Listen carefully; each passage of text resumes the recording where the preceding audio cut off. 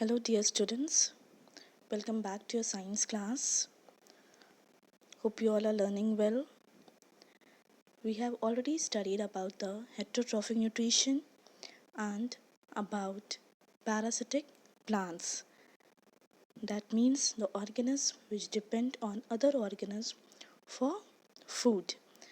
We have studied about total parasite, partial parasite. We have studied the examples like Ascuta, mistletoe, and you have heard also about the largest flower, that is Rafflesia. It is also a parasitic plant.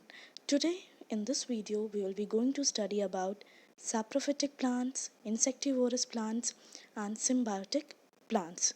So let us go through first saprophytic plants.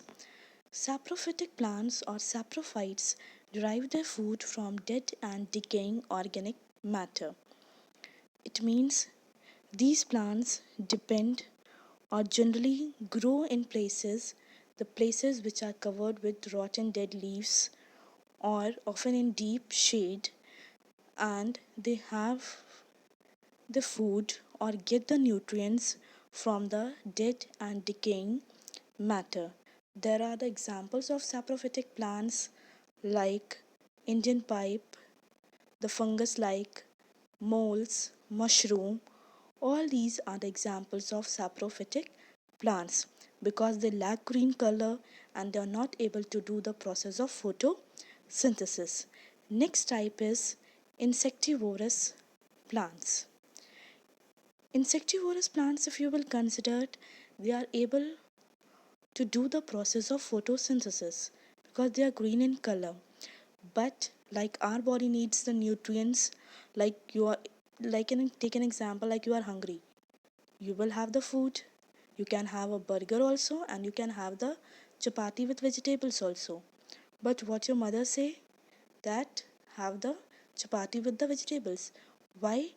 Because you are hungry, you can eat both. But the nutrients present in abundance, or you can say in good amount, is present in the vegetables or the chapatis, not in the burger. So that means the nutrients are necessary for each and every organism. So plants also need the nutrient, and the plants which are not able to get sufficient nutrient like nitrogen, which is useful for the growth of the plant, so they just capture or they just get the nutrient like nitrogen from the insectivorous plants.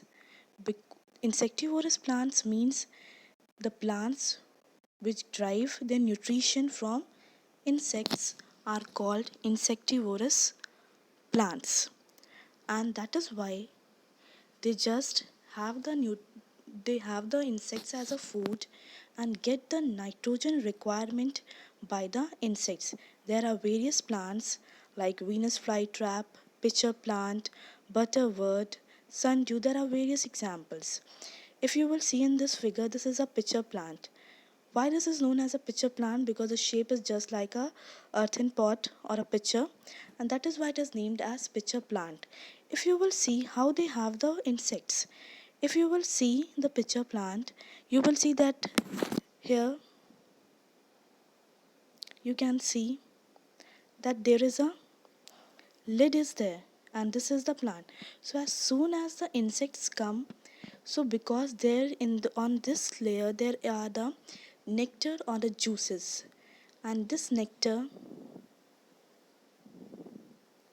is sticky in nature.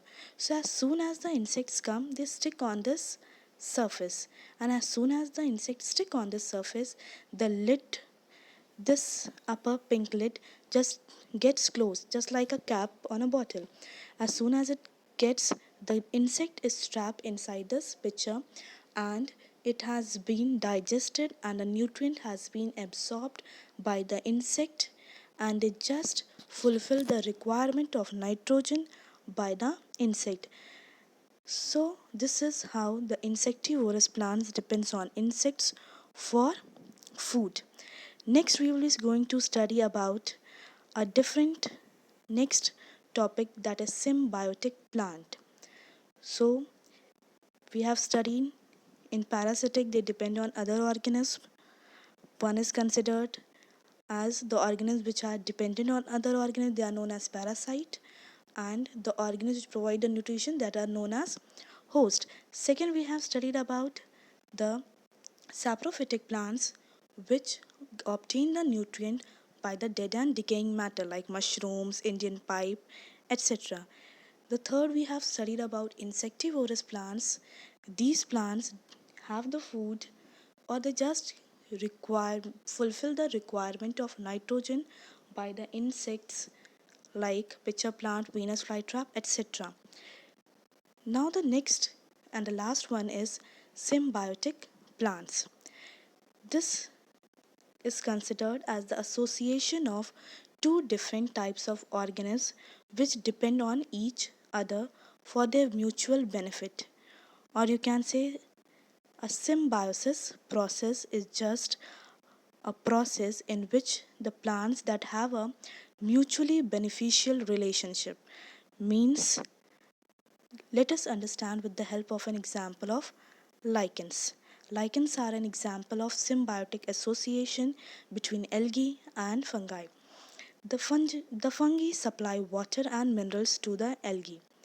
So they are just supplying the water and minerals, and algae, because they have green pigment like chlorophyll, so they do the process of photosynthesis and prepare the food. So that is how the water and minerals has been supplied by the fungus, and algae in turn, or in return you can say, supply food to the fungus. This helps algae to grow and survive in harsh conditions. It means, you can say, in a lichen, algal and fungal partners live together and both are mutually beneficial. It means here in this type of plants, both the organisms are benefit from each other. One is providing the water and minerals, and one is preparing the food. So that is why this process is known as symbiosis. Now let's go to the last topic of this chapter, that is replenishment of nutrients in the soil. It means how the soil has been replenished with the help of the nutrients, because plants and need the nutrients for grow in a healthy manner. There are various nutrients like nitrogen, phosphorus, potassium, magnesium, and calcium are the major nutrients required by plants for their growth. And this fulfillment has been provided by the different methods, that is, by adding manures or fertilizers. You have heard about that the cow dung, urine, the remains of dead plants and leaves has been used as a manures, or even the chemical fertilizers has also been added to provide the nutrient to the plants. If you will go to a farmer and ask, they will give you a detail about that. Next, you can also have this, the nutrients can be replenished by crop rotation method also. Now what is crop rotation? Crop rotation is a method in a particular field. One crop has been grown for 6 months, you can say, or it has been just distributed for some months, and the next 6 months a different type of crop has been grown which needs the different types of nutrient.